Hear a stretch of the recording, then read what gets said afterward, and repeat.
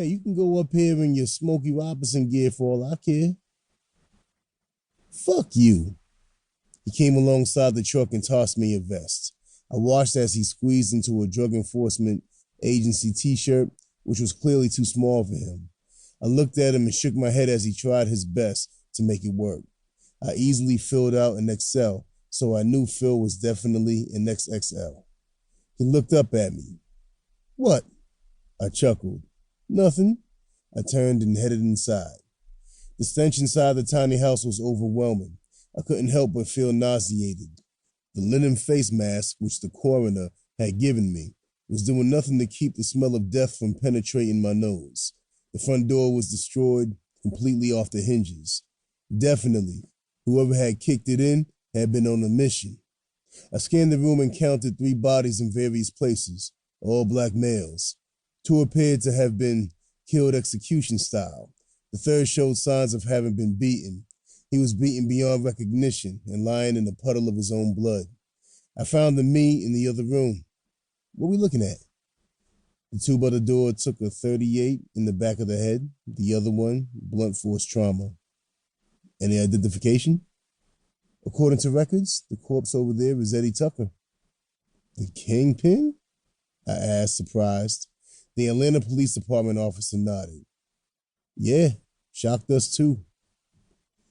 When I saw all the drug paraphernalia, I damn sure wasn't expecting to find forwarding addresses of family portraits in the house, but I also wasn't expecting to find one of the most wanted kingpins in Atlanta and New Orleans either. We've been tracking him back and forth across the state line for years and could never get a hook in him. Katrina had flushed out a lot of dealers, and most were hopping back and forth over the state line into Georgia trying to avoid getting snatched up by us. Eddie was just one of many. What time frame are we looking at?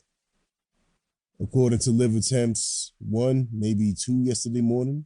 Got 1 more in the back bedroom. Who called it in? Anonymous. That didn't surprise me either. Thanks. I made my way past a cluster of detectives and APD officers and headed toward the back of the small apartment. As I entered the already crowded room, my eyes immediately went to the bloodied body on the bed. From what I could tell, it was female.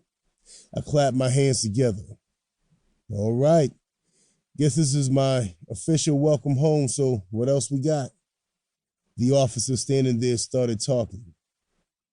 20-something female, beaten and raped. GSW to the right temple. I walked over to the bed and looked down at the girl. The twisted look on her face caused my heart to lurch. Her hair was plastered to the side of her head with dry blood from where the bullet had entered. Blood seeped from the gunshot wound to her ear and pooled on the bed next to her head. I couldn't help but think about my sister, Trinity. The girl had no business here, and she definitely didn't deserve this.